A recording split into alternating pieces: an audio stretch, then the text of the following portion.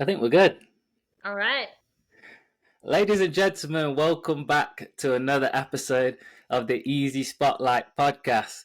I'm going to break from my usual tone and switch it up because if Melissa Henley's in the building, I got to bring out my accent. I got to say hello to Washington, North Carolina and say hello. Today we got a very special guest, folks. Very special guest. A guest from native of North Carolina, a transplant, fellow transplant of Colorado, an ECU alum, a former professional dancer, a business owner.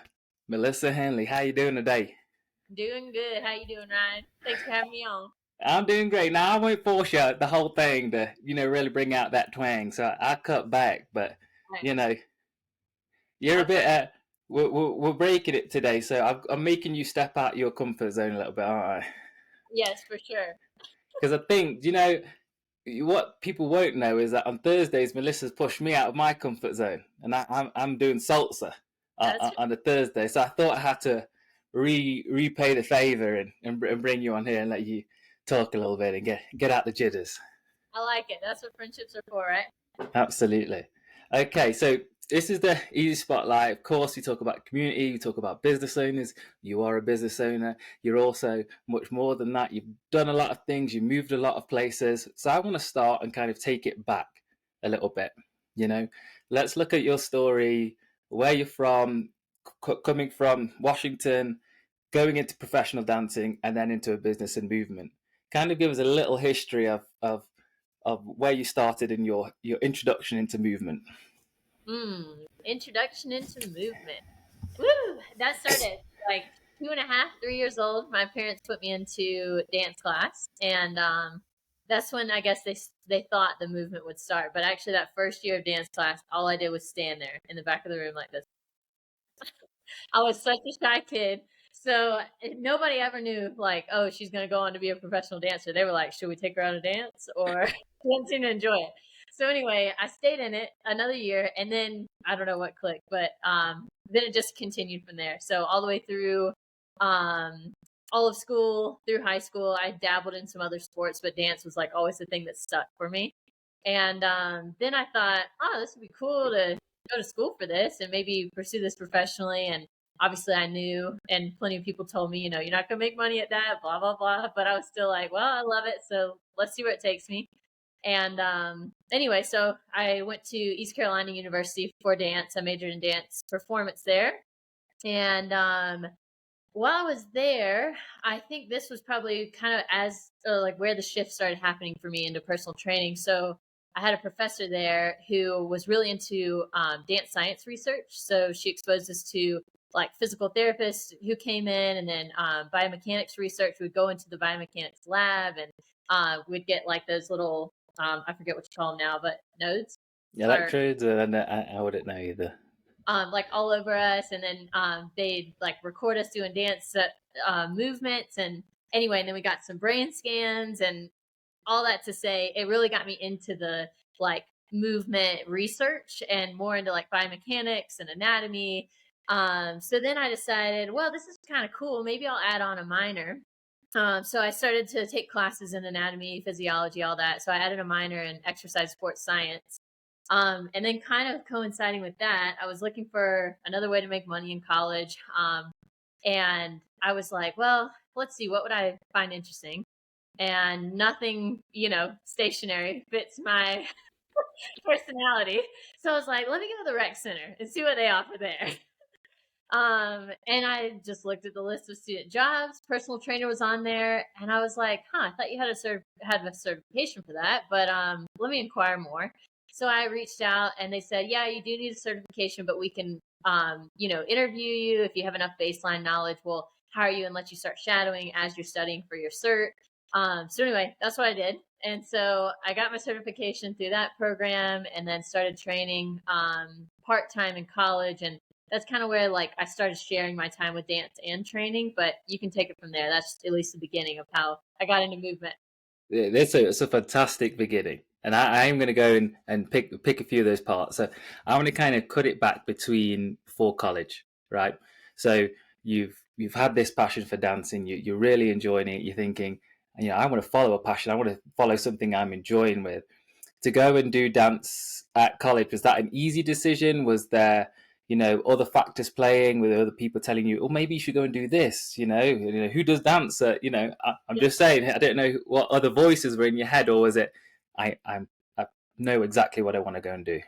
Yeah, it was definitely a mix. It's funny you mentioned that because it's definitely something you get as an artist of any kind. I think it's the like people telling you you're not going to make money as if you're not aware, which is it's always funny to me. You know, but anyway, but whatever. People thought they were being helpful, so but yeah, I did get quite a bit of that from kind of the broader community, like just random people I'd meet would even be like, "Oh, you're going into dance," or you get the dance as a major, question. And but anyway, thankfully I had really supportive parents. Both my parents, they educated me, yeah, you might not make the most money from that, but if that's what you love, then pursue it and we'll support it. They did, encourage me to go to an in-state school because they knew I wasn't going to make much to pay back this loan. So I think they did a good job actually of like educating me, but also trusting that it was all going to work out for me. And I felt that from a young age from them, just like trust in me, but also trust in the bigger picture that it's all going to work out. And I think that's something that I kind of took with me. And yeah, so overall, it does feel like it was kind of easy to make a decision. And it That's was awesome. I think having that support is massive, right? I think a lot of people go through situations and feel like they want to do something and then maybe back out, or they don't, or even may not have the confidence in themselves that, oh, I should go down this path because some internal voice is telling you something else. So then we totally. go to college, and you're doing a dance program. I assume it's the same as I did soccer in college. So you train every day. I'm assuming it's a lot of your focus is on that. You're a student athlete, and so there's I experienced a pull of, especially as you kind of mentioned a little bit, but as you're going through those college years and you're thinking about what's next and where you're going, do I want to pursue trying to be a professional, trying to go in making this full time, or do I want to step back and pull? How much did that pull against you? And just for my knowledge, what are the career prospects from a dancer? Like, where do most people go after? Yeah, good question. So there was actually two different majors. There was dance education and dance performance. And I chose dance performance because I never really loved teaching, which is funny that now I do like one-on-one teaching pretty much. But anyway, so the performance route that I took, people tend to take another branch from there, either like commercial performance, which you would see in like the back of music videos and commercials, that kind of thing. At concerts, that would be more of your like commercial style dance. And then there's concert style dance, which is more of what I was into, which is more like where you go buy tickets, you sit down for a show, you get your program.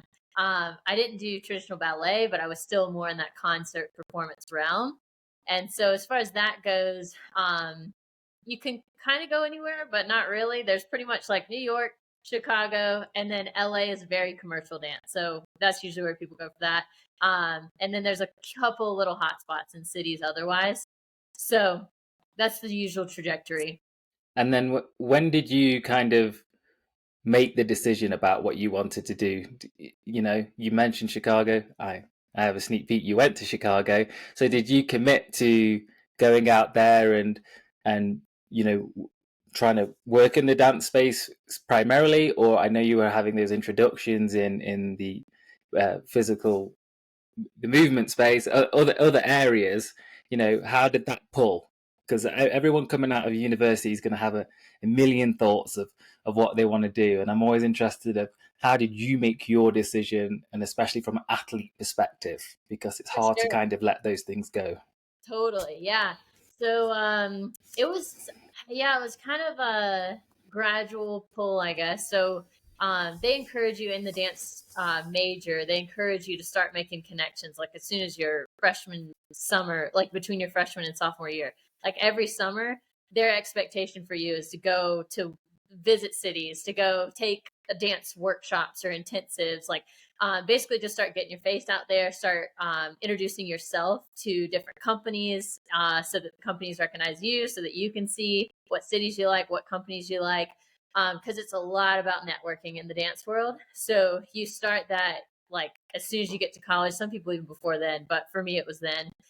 So every summer I took trips. I guess it was my now that I'm thinking about it, the summer between my freshman and sophomore year, I took a trip to New York, and I felt like, okay, that was a really cool city to visit. I don't know if I'd want to live here, but if I found a really cool company, then maybe I'd do it.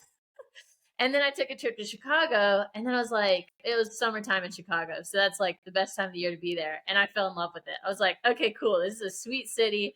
Let me see what kind of companies are here. And if I find something I like here, then I'm going to pursue this one. So then I did some workshops or intensives with some companies that I'd heard from other fellow dancers who had graduated and that such thing. And that's when I started kind of building connections in the Chicago area. Nice. And so jumping to Chicago, because up until this point, apart from visiting places, you've grew up in Eastern North Carolina, you've gone to college in Eastern North Carolina, and then all of a sudden, now it's time to break away. Chicago is a world away, a completely different environment. What was that like, Oh man. living there as opposed to visiting? Oh man, hilarious. When I think back of like me hopping off that bus, I was like southern as can take on the city. And it was like there were so many just little cultural norms to get used to, but I love that, and it was so formative for me, and I think it was good to move to a new place and see different ways of living, see that maybe there's not so much right and wrong in the world, and there's just a bunch of different um so yeah, it was definitely a transition moving there, but definitely thankful for it. Was that something that did you always imagine you'd move away to a big city, or by the nature of dance having these hubs of New York, Chicago, and LA, you feel like you were forced? Like, where was Good that for question. you? It was I never thought I'd move to a big city, to be honest. I think that especially when you're young, but maybe at any age, but I think really when you're young, you really take on other people's opinions a lot as part of your own. And Mm. I think in a small town, just the energy around cities is like, ugh, cities. Like if you're a small town person, you're a small town person. And then if you're a city person, you're a city person. So anyway, I just kind of grew up with that around. And so I just assumed, well, I guess I'm a small town person. And then, yeah, it was kind of just that dance had hubs that was what led me to it. And then visiting, I was like, oh, I don't know if I'm a small town person. This could be cool. Today, what would you say you are? Where's your I'm city? related. Yeah, every now and then I miss the city, and then I go to the city and I try to find parallel parking, and I'm like, ah, I'm made for the suburbs. I love that. So then you're in Chicago. You're in the big city now. You're working. You're doing. What are you doing at that time? Where's the transition from? Because I know you're starting to working for other companies, and eventually we'll get to you having your own business. Yeah. How is that transition starting to happen in Chicago? Yeah, so I got accepted as an apprentice, which is usually the trajectory as a professional dancer. They accept you on as a apprentice, which is kind of just an extended audition, if we're being honest, but it's still a great honor, like to be even in that position. You're kind of an understudy, where you're learning all the choreography. You usually don't get a chance to perform. I was really lucky, and I did get to perform that year with the company I was working for, a smaller jazz company in Chicago. But as everyone told me, I wasn't making much money from that. So I had to supplement. So that's when I was like, I did this personal training thing in college, and I was really liking it. At that point, honestly, by senior year, I was liking it a little more. Like I was like, I'm starting to feel more fulfilled by this. And so anyway, I was like, well, personal training seems like the thing to supplement with. And so at that point, I was probably pretty equally splitting my time actually between the dance studio and the gym that I worked for in Chicago as a personal trainer. And how did you? Because the fitness space in general is, I'd say it's demanding. There's a lot of, in order to, because you're essentially, unless you're working for an individual one business, you're contracting, you're picking up shifts, not shifts, you're picking up classes and doing different things everywhere. How did you find that balance for you? Were you just, grinding away? Do you think you had balance at that time? Definitely didn't have balance, but it was interesting from my perspective coming into the fitness space from the dance space was like, yes, you do have to grind in the fitness world, but anything compared to like professional athletes, you probably understand, even collegiate, athletes, it's like we know how to grind, like this is great. I'm getting paid for this. Yeah, cool. So it was kind of refreshing to be honest. And now I have even evolved from that way of thinking. But at the time I was like, phew, I love this too, and I get paid. And what kind of classes were you doing at that time? So at that point, I had kind of solidified by my senior year of college because I trained for 3 years there. I did do some group fitness classes in my junior senior year, and I confirmed I am not a group instructor. I did not enjoy that setting. I enjoy the one-on-one or maybe two-on-one, like a couple or a couple of friends working together. I enjoy that like relational piece and the individual like programming and seeing that individual really progress. Groups were not for me. I Mm. really respect anybody that does do that, but they were not for my personality. So anyway, so at that point I was doing just one-on-one personal training before I went into rehearsal and then after. So I'd kind of book in my days with the gym and then I'd go into rehearsal in between. I'm interested at why groups didn't jive so much, because I'm assuming a lot of the dance you do is in a group environment. Is it the teaching aspect of it in front of people? And I know that your business today is very much a lot of it home relates back to that relationship, being Mm-hmm. personable, being able to be very specific about that person's needs and their wants and their goals. So why do you think that kind of didn't jive? Definitely. I still love being part of a group, like because I think that came from my dance background. Just being in a room full of bodies moving together. There's something like so beautiful about that, and honestly quite spiritual about just moving together. Mm. And so I still love that, and I still actually go take group classes for my own workouts. I'll go be in a group like boot camp. But being in front of that, it was so exhausting for me. I think part of it was just like being in front of people but talking, like performing in front of people, dancing with no words is way different than words. So and then the other piece of that I think is the not being able to see and really individualize and really see people progress individually. As a group instructor, I really enjoy that about the one-on-one. So I don't know. I also just in my personal life, I prefer like one, small group, one person or two people. But if I'm in a large group setting, I like shut down. I turn introverted. Now that makes loads of sense, and especially for the way you go about things, I can see that for sure. So then, moving into the business, Yeah, move with Melissa. If we move more, we live better, right? that's right. There we go. So, when did the idea of you, not firstly just to have this business move with Melissa, but to be a business owner on your own? Did you always have the idea, I want to have my own thing? Or, where did that come from? Good question. No way. I always said actually, people would ask, because my dad is a business owner. People would ask, "Do you ever think you would own a business?" And I was always like, "No way." I Why? was like, not at all, because I saw my dad grind. So like, I mean, he's worked hard and his business is doing great, but he works like 6 days a week still. And I have a couple of memories from my childhood with him traveling, but I just remember mainly him at work, like working to put food on the table. And I just associated like that's what that means to be a business owner is like to work to be everything. So anyway, I always said no way, I don't want to own my own business. And I've always been a little bit like just open to where life leads, like never really know, like that's why I went to dance and pursue dance, and I didn't really know if I'd always stay a dancer. Probably not, because there's a time limit when you start to reach that age anyway. But I just trusted like life is going to work itself out. And so it just kind of happened naturally. It was like a natural shift from I was pretty burnt out of dancing by the end of college, actually. But I took the apprenticeship. I got to perform. Still really burnt out. So I decided after that first year not to pursue dance anymore and just go full time personal training. And then I was with that company in Chicago for probably 2 years, I guess. And then COVID hit. And then that was when, again, the next kind of organic shift happened. It was like, all right, so the first couple weeks, I was like, cool, I'll ride this out. I'll take a little rest. And then it was like a couple months, and I was like, I'm going crazy. I got to doing something.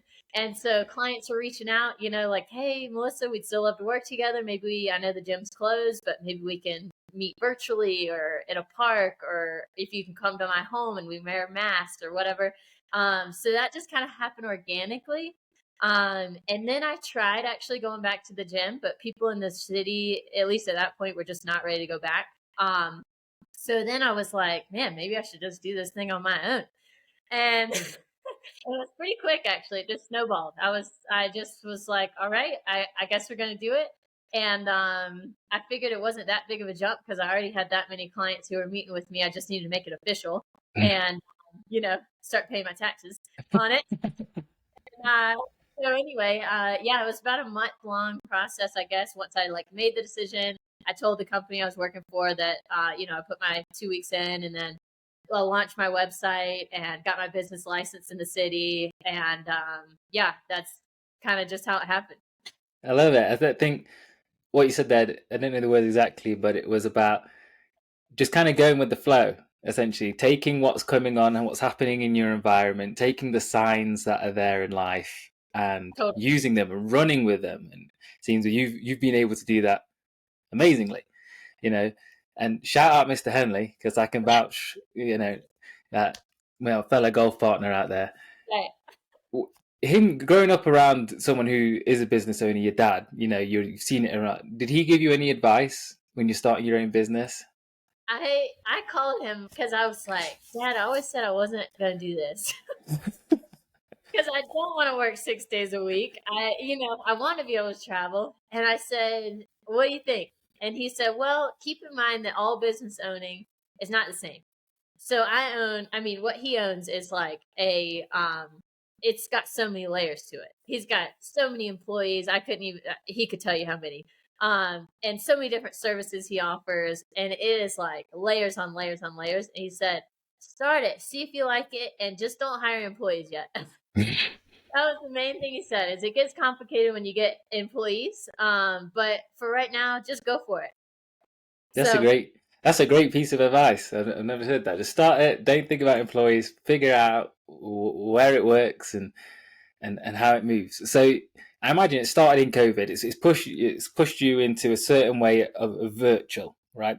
The world Right. starts to change, and now I'm trying to remember exactly when COVID is ending and when you're moving to Denver and all of this. When was that time? When did you actually start seeing clients, and how did that happen? Like, how did that in person? I mean, as opposed to virtual clients. Yeah, good question. So I had launched Move with Melissa officially. Most of my clients were virtual, but at that point, I figured some clients are starting to kind of get ready to come in person. But again, the energy of the city was very much like if it's one on one, we're comfortable, but they didn't want to be in a big group with all those germs, all that. And so I found a local studio. I just walked around, met with like all the studios nearby. That was back still in Chicago. So I found this one within walking distance. It was a small little boutique gym. They allowed me to rent space from them, and that was just whenever I had a client there. So it wasn't like a monthly commitment. So I started doing sort of a hybrid model then. Most clients were virtual, but I had a few clients who were like, yeah, I'd like to be in person again. So they just came over there. So that allowed me to start kind of on my own, but still using a gym facility. And then do you want me to go into my move to Colorado yet? Yeah, you can. Okay. So then after that, I probably did that. I don't know. Time's a blur now, especially in those COVID times. But maybe a year, maybe a little less actually. And then the wheels started clicking. Like I'm not dancing anymore, which is kind of what led me to the city. I do love this city in the summer, but the other, like, at least half of the year you have to hibernate. Like, it's the winter and the spring that really, the spring broke me because winter I knew was hard, and then spring was like North Carolina winter, maybe worse still. It was just like two winters back to back. My worst one I've ever had, and then the one I know. And so anyway, that broke me. And I was starting to think, maybe I should get out of here. Maybe my time has come to an end here. And I did 3 years total, so it felt like my time, yeah, was ready to move. And so I started thinking of where I wanted to move, and long story short, ended up here in Colorado, and wanted some sun and some activities, some more activities. And then that was a little bit of like, we're just going to go with the flow again because I knew I was going to lose some clients. I told all my clients when I moved, I want what's best for your health. If virtual's working for you and if you still want to keep it, that'd be awesome. I'd love to keep working with you when I move. So that definitely helped the move, like give me a little cushion, but I did probably keep like half-ish, maybe a little over half.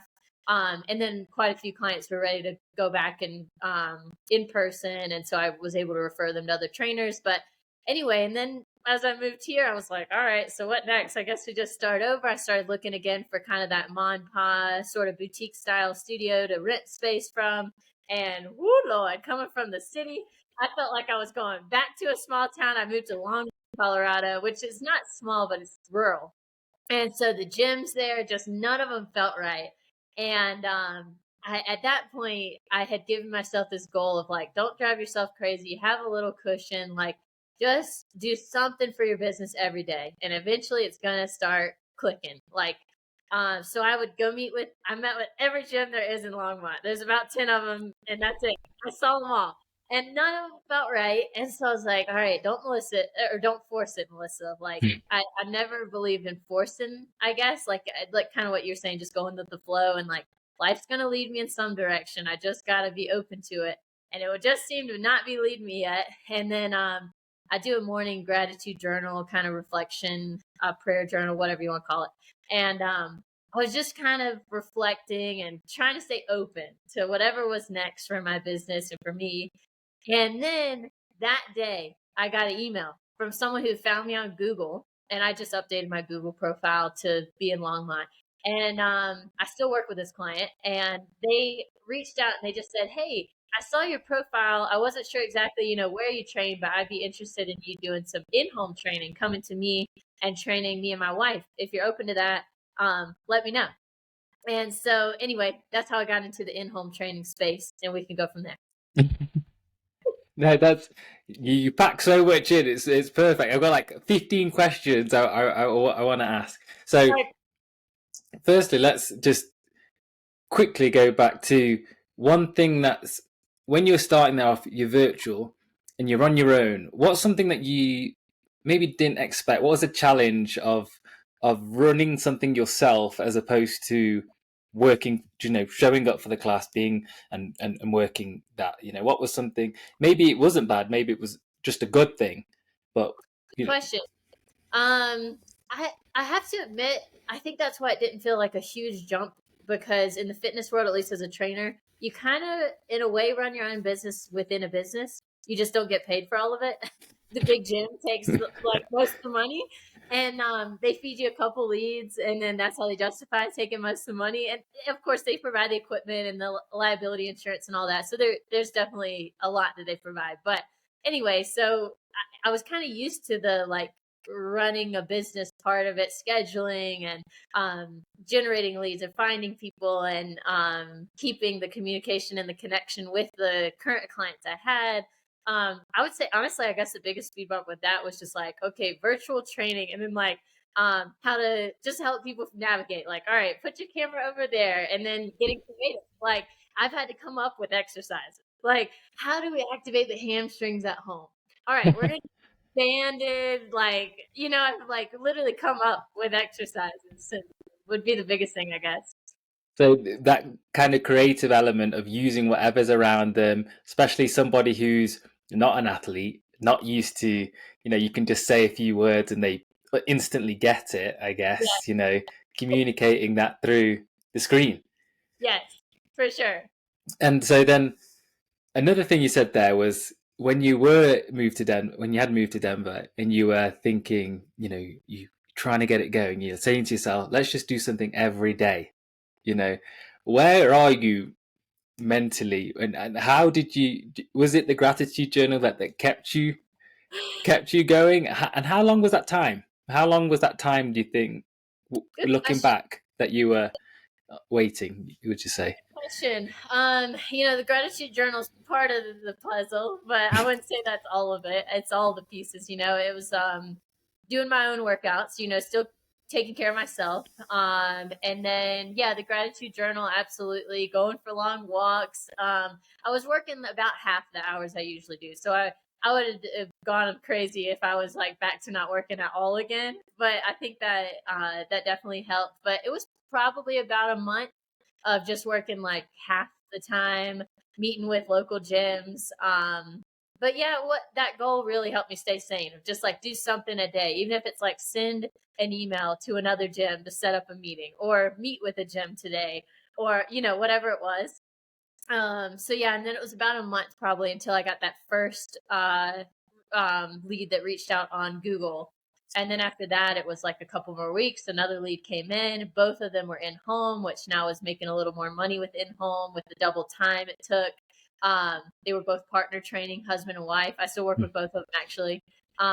So anyway, it started to kind of build, just snowball from there, I guess. Nice. And so, where are you today in terms of in-home, virtual? Move with Melissa. What is that today? What does that look like? Yeah, so I still do both of those. I still have some clients from Chicago, which is amazing, that I've kept those relationships this long, especially virtual, and all the limitations that come with that. But in home, still doing that. And then another kind of the next organic shift that happened was when I moved into this home here. I now have a garage.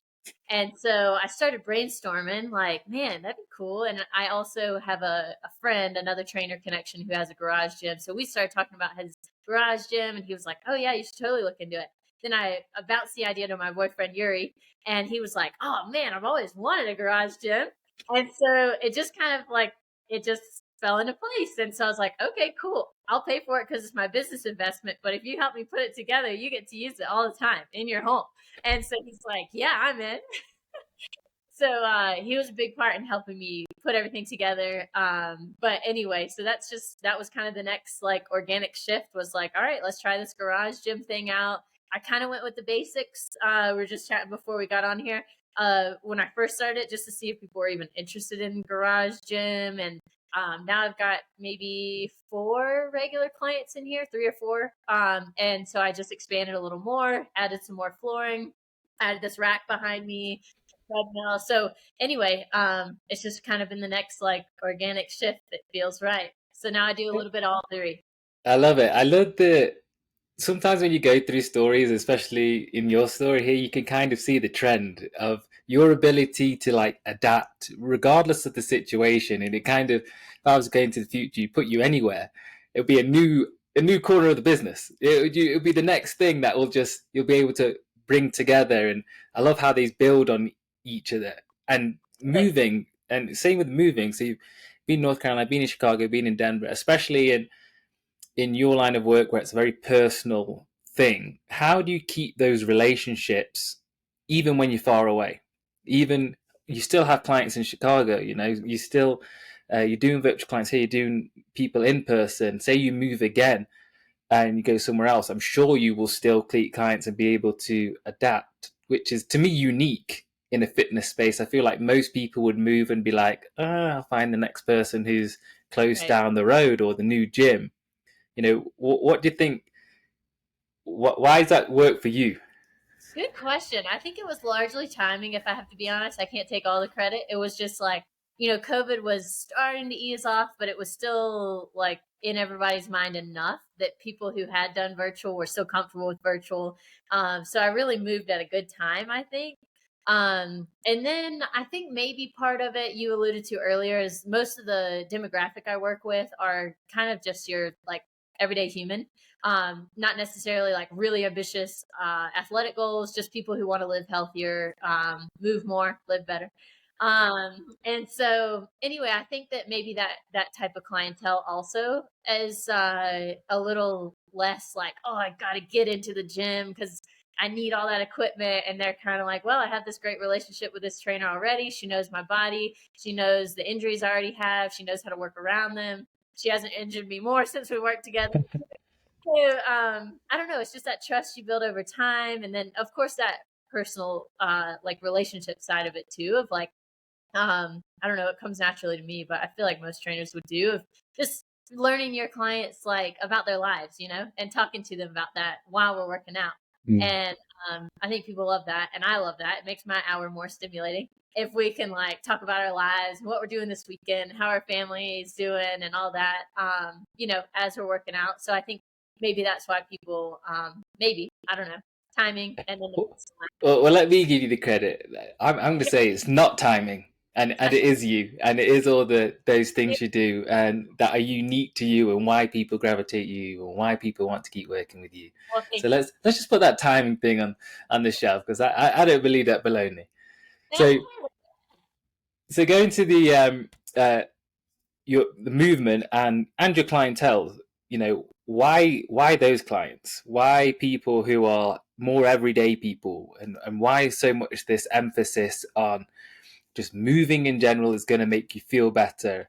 You know, why have you gravitated toward that as opposed to, you know, you've been around very athletic people your whole life, and a lot of people would want to gravitate towards, you know, helping top performers, or I know how to push my body to this extreme. I can work with these other people, you know.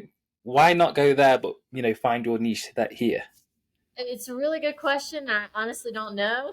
Um, a couple of things also feels like kind of just an organic one was that once I stopped dancing, I realized what burnout felt like. And so I realized I need to put some boundaries in place so I don't burn myself out of this next career that I love. And so then I started shifting my schedule to more kind of traditional, like 9 to 5 hours, which is not common for a trainer or any fitness professional.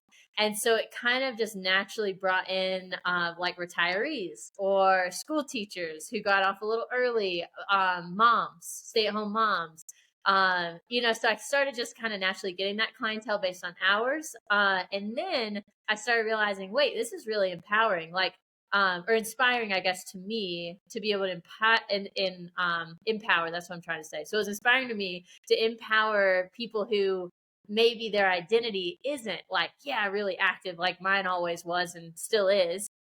It's cool to see that shift and to see people and my clients really start to like latch on to that identity, even though I meet them and they would not consider themselves active. And that's not all my clients. Some are already, but anyway, it's just fun to see whatever level they're at, seeing them kind of grab onto more and more of an active lifestyle and an active identity to start incorporating that in their family dynamics and influencing their friend groups. And I don't know, I just felt like my impact was a little bigger that way and more inspiring to me that way.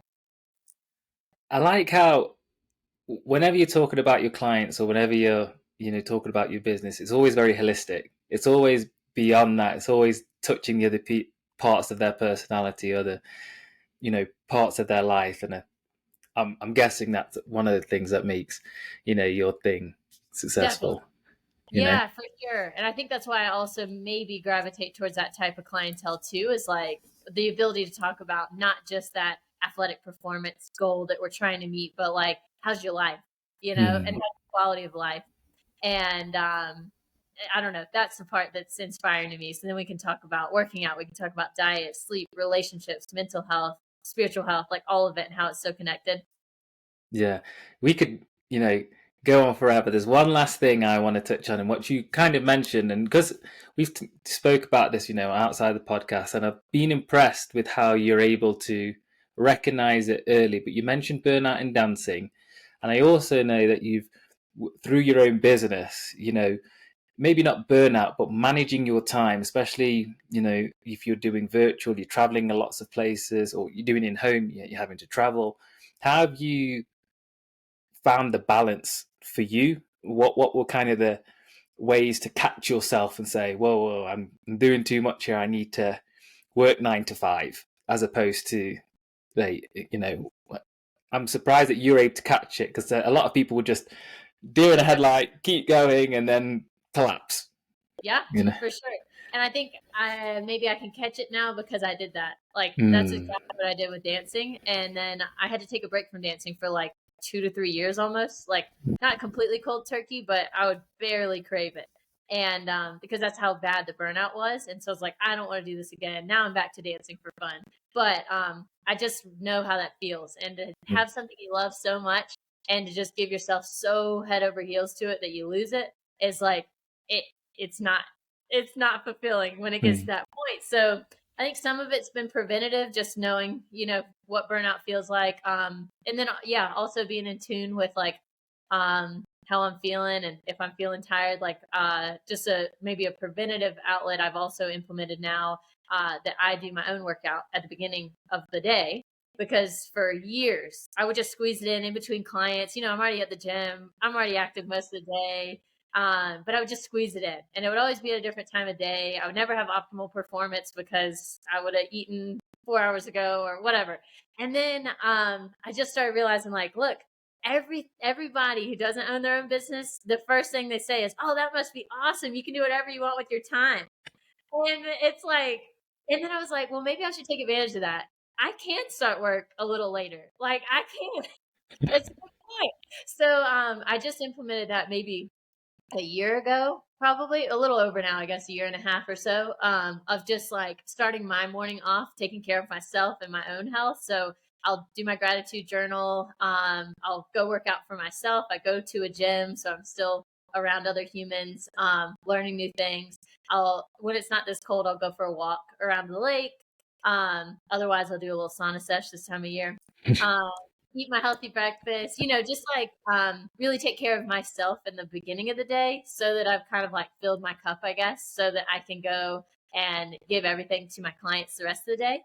And then book into my days, doing something fun for myself again in the evening, whether it's climbing or dancing, or maybe it's relaxing if it's been a long day, painting.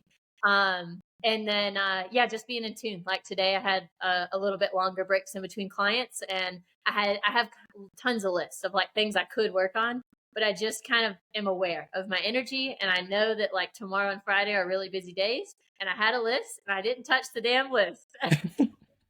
Nope. I'm going to just enjoy my rest today. Go for a walk, while it's warm, 40 degrees now. So anyway, it's a little bit of both preventative and, seeing how it feels. I love that. I think the self-awareness and the putting yourself first, even though you have to put everyone else first throughout the day. I think a lot of people in loads of different areas could benefit for that. Well, Totally. We've gone further and we could go further, and we'll do another podcast. If now you're feeling like I'm feeling like this is your comfort zone, Melissa. I'm feeling like, maybe you were born for this. I don't know. No, well, I appreciate you. Thank you so much for joining. Everybody, I'll put the links of all the stuff as I always do. You can go check out Melissa. But Melissa, I appreciate you for coming on. Absolutely. Appreciate you, Ryan. Thanks for having me. No worries. Thank you all, everyone. Keep it easy.